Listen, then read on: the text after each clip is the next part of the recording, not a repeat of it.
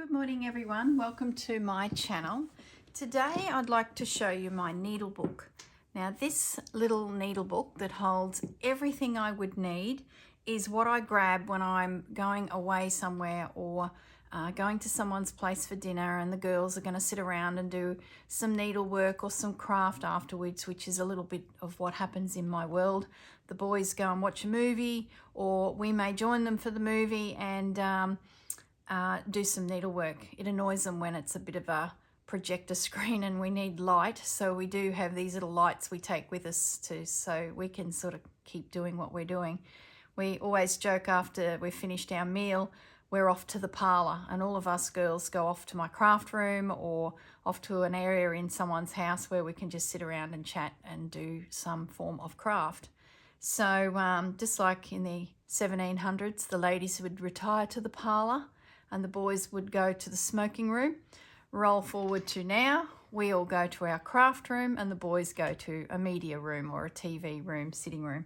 So just a funny little side note. We're still doing what they were doing back in the 1700s, 1800s, 1900s into now.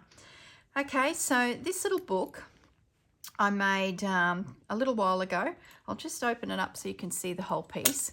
And it's very similar to sort of what we're doing in our Slow Stitching now with Rachel's project from Roxy Creations, our journals, the Stitchery. It is just a piece of calico that I've started placing down some of the background fabrics, invisible stitched it down so that they didn't move and I could get rid of all the pins. And then I got some embroidery cotton and just did rows and rows of the one stitch and created a burrow stitch across the entire piece. I usually work on each little element, but this one I decided just to go from one side straight to the other. I think I put a few little dots along the way so I could keep my lines reasonably straight, but I didn't overthink it. This little piece is pretty much what kicked it off.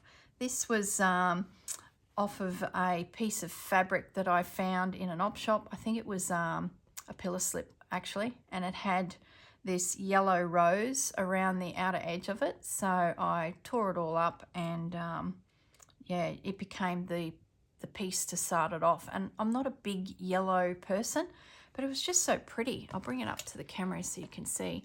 I think it's because they've used olive leaves, and I love how they look like watercolor painting, sort of just there, just a hint of it with a little bit of shading on the leaf. It's just beautiful. And then the rose, it's ever so subtle, that little rose.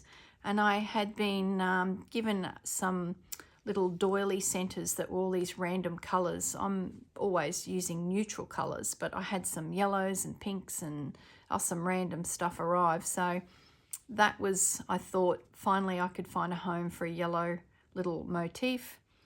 That at the end there is just a section out of a doily. The calico across the top because it was sort of disappearing behind all of these elements. So I ended up putting another piece of calico through here. I like Hessian. I like stitching with Hessian. It just creates a bit of texture.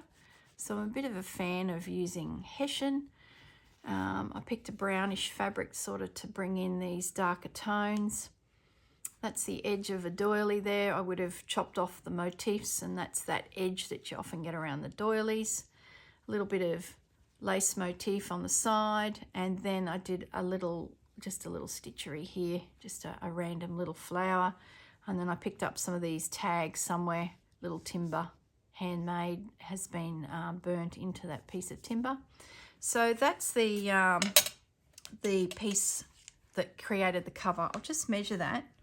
It is 12 inches, maybe even 12.5 inches by 6.5. So a nice little size. Nice and good size for holding lots of your notions.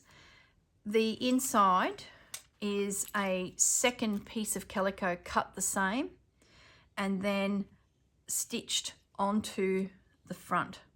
Now I did embellish that with this outside edge first before attaching it to the back of the front. That way these stitches didn't come through. And then I used just cream cotton to slip stitch it all together so that it did become one big piece, inside and out. Okay, so it's like those cluster rolls that we were doing with Anne Brooks's project that one year. It's a similar sort of thing. I just made it slightly bigger, not as long, created all of this bits and bobs all over it, stitched it all down, and that becomes your cover. So inside, it sort of has grown since I first made it, because there's little elements that sort of turn up and go, oh, I might pop that in there because I could need it. Or things that you buy on the internet that just don't work but look cool, like these needle threaders. It was, yeah, great idea. Thought it might work, but they're just too thick to even go through the needles. But, you know, we've got them. So I've just put them on a garment pin hanging there. You never know, they might come in handy for something. Maybe I'll lock the keys in my car and they might get me into the car. Who knows? Who knows? So I've got a little pocket here, which is just covered in little bits and pieces to embellish it. A little cluster here, little timber form. I've then added another doily and a little label, and then I've used one of those Tim Holtz Bray star, like it's got a little back of it that splits open, and then it has a little ring at the front. Can't think of the name of them, it'll come to me. And attached a fake thimble just as a little charm, and then my Cloverleaf needle threader. So that's just been popped on there to adorn it, and that's easy enough to grab and thread if I have a needle that I'm struggling to thread. That pocket is designed to hold just a collection of needles, bit of everything, something to do beads, general sewing, and some tapestry needles. So if I'm doing a journal and I want a blunt end or just a big eye to use for yarns and things like that. So just a bit of a collection of needles in there. And this little bag is one of those little drawstring organza bags. You usually get like a pack of 5 at the $2 shops. And in there is my thimble. I'm a bit of a fan of these silicone thimbles. They are really gentle on the finger. Another thimble in there that it's a metal one, but it's more decorative because I just don't find them real comfortable. And I think I've got in there another needle threader. See if I can undo that. So all I did was place a stitch in the back of this little bag because it's a drawstring. I stitched a button on the back to secure it, and then that allows it just to swing and pop all your bits in. So I've got another button in there, and one of those little cheap needle threaders that you get in little sewing kits, which are great and actually work really well, but if you pull too hard, the little wire just pulls out, so they never last too long, but they're not bad. So that's in there, and oops, now my button's falling out. So that just drawstrings close, and then I just do 1/2 knot just to hold it. So really good place to pop bits and pieces, secured with a button on the front cover. Okay, now originally, just ignore that bit there. Originally, all I had was just this one piece of felt, decorated it by going around the outer edge with a running stitch, and then tacked it down with the same running stitch style in the center of the book. And that piece of felt is where I put some additional needles. So really easy. But then I found that it was full of needles and some pins. So I was away somewhere, found a piece of felt as I was heading out the door that matched, and I made an additional little envelope and just slip stitched it in to the spine with some pins and things in it. So I've just put a little doily on the front, a little bit of lace from an old piece that I inherited. Beautiful little doily snippet, that one, with the two-tone. Put a little ribbon on it with using lace, and created inside some more space to you know, hold my bits and pieces. So this is a little flap. I've pinned it down with the pins by putting them all in there, which doesn't really matter because it was flopping around, and I was getting jabbed by them, so it sort of became fixed to the cover as I put in all these pins. The top of there here, that's just a bit cut off of a doily that I picked up somewhere, and some very old lace that was attached to it. So I just stitched that down to hold that cream flap, and then the pins are pinning it to the actual cover, so it's nice and secure and not flipping around causing injury to me. And I had a little bit of felt left over, so I ended up tacking that onto there. And then this was 2 pieces, so I folded it up from the bottom, attached it to the back here, and created a little pocket with just a little bit of embroidery floss in there. It's nice and neutral, so most of my colours are in those sorts of tones that could be used for pretty much anything. And just popped a few little embellishments on the side, and then that is another of that one, just to make that like a little booklet within the book. So a cute little element that you can add to your needle book. So when you finish making, everyone's making needle books out there, they're just so handy to have and a great way to use up bits and pieces. If you find your needle book is not holding enough for you, have a look at it, because there's ways of adding more storage. And isn't that the problem we all have in our craft world? Not enough storage. And that's a really easy way of creating another little flap, stitching it in next to your original, and you can see that that's been thought out design wise, this piece, and that just sort of doesn't fit but does fit, if that makes sense.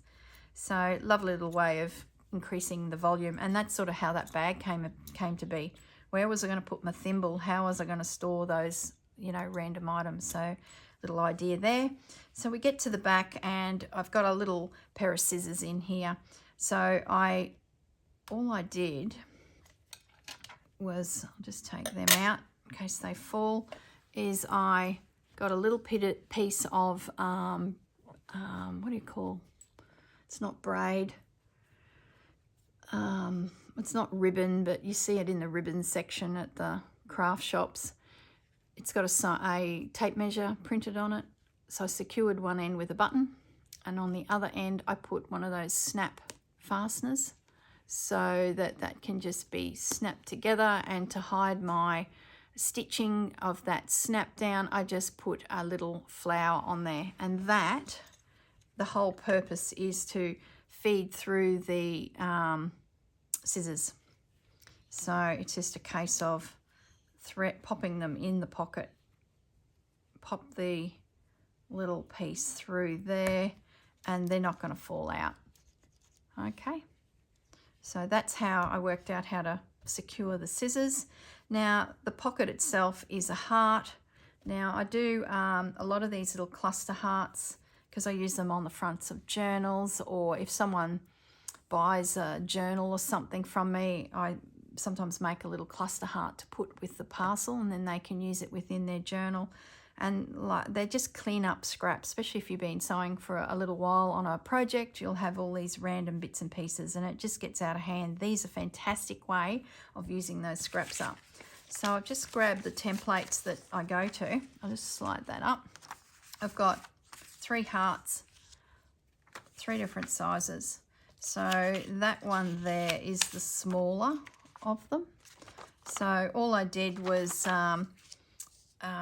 draw a heart and then enlarge it on the printer so that they are the same heart, especially if I want to do something with the same style of heart. I've got a template, and then or just use, you know, one.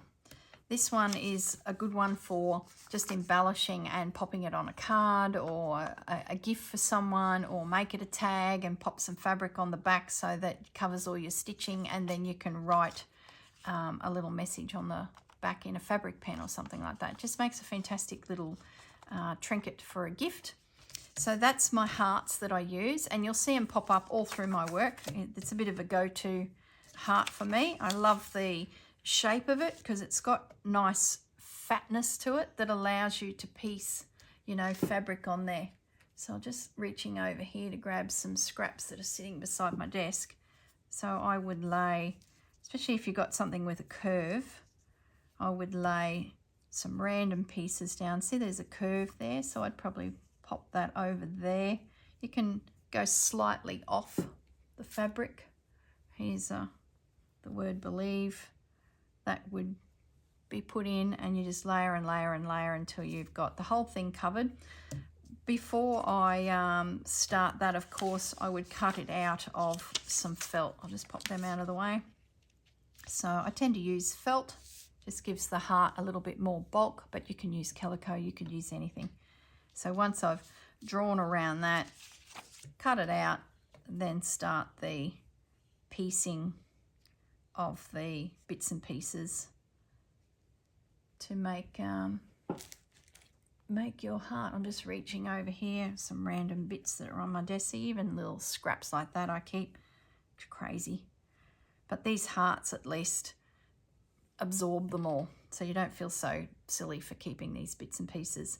So these little cluster hearts is what I'd call them, are yeah, a really cool project to even just do one evening while watching a movie, or have them all pre-made to gift to people. They're just a lovely little random thing. Here's one that I've made for a young girl who's having a birthday and she's just starting sewing. So I thought, oh, I'll make her a little heart. I don't know what I'll do with it. I don't think I'll do much more with it than pop that in her card, because she can then use it wherever. She can make herself a needle book, or I might show her what I did with my needle book, and then maybe one day we'll sit together and sew a needle book for her. So I thought I'd make her this little one. And as you can see, I've just sort of picked some random pieces of crocheting from snippets, added some pearls. I found a charm, scissors, some little buttons, and created this little heart for her. So in her birthday card, for someone who's just starting out in sewing and a young girl, I think, well, gee, I would have just adored this. And that's just the back, just some little stitches holding it all together. What I'm thinking I might do is cut a piece of calico. Let's pretend that's calico. Pop that on the back and I'll stitch it around, and then with a fabric pen I'll write on here a little birthday wish to her. So it's sort of, yeah, a little birthday card without the card, if that makes sense. So just a little idea that I often do. So that's the hearts. Now, in a previous video where I showed you a needlework book, I had a flower on the inside of the cover. I'm just seeing where my book got to, just so that when you go looking for that video, actually I can see it, won't be a moment. This is it here. I went through the making of this. On the inside of the cover was this flower. So that, when I made this video, inspired me to actually dig out those templates that I use, the heart and the flower. And this is the flower that I use to create. And once again, it's trace it out. Once you've cut yourself a template, trace it out onto your fabric, cut your fabric out, and then just start. You might have the doily in the middle.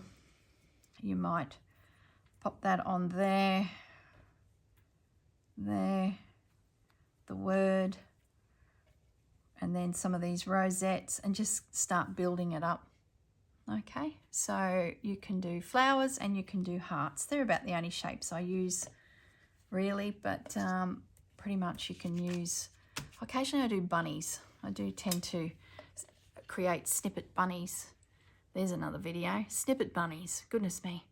So there's a close-up of the heart in my needle book. I had this beautiful piece of lace that had that curved shape, and there's one of those doilies, and then for my straight lines I just pieced together some little bits and pieces, little fabric rosette here with a paper flower in behind, some scissors, and this little piece of lace here was actually hanging off the cover, and I just flipped it over and stitched it down. And then these are like little rhinestones that was in like a little random bag of bits and pieces from an op shop. So I just stitched them on there, and that then holds my scissors. Okay, so that's my needle book. I do plan to have a video in the future of these little simple needle books that I make and pop in my Etsy store. They're just, like I say all the time, a way of getting rid of all my little snippets, and I just pop them in my store from time to time and sell them, and that then, you know, gets rid of some of these random bits and pieces that are over my desk. I'll take you through the process that I do. So if you did have an Etsy store and you're looking for a little project that's easy to do, very cost effective, and gets rid of some scraps, that you can pre-cut a heap of elements to make a needle book and then pop them up in your Etsy store, and I find they sell really well. I don't put a lot of money on them. I don't do it for profit. I just use the opportunity to have a play and get rid of bits and pieces. So you could certainly sell them for a lot more than I do. And yeah, you can do them in front of the TV, and it solves the problem of all of these scrappy bits that are around our desks. Okay, I'll leave it at that. Oh, I didn't mention that before I sandwiched the inside to the back, I just popped a little bit of satin ribbon here, stitched on a little flower and button at the front, and that then just wraps around to secure the needle book. She's becoming quite a chunky monkey, but that's everything I need if I'm racing out the door. This is my travel sewing book. Okay, thanks for joining me, everyone. I hope that was of some help and inspires you to create yourself a little sewing book to hold all your trinkets. Okay, thanks. Bye-bye.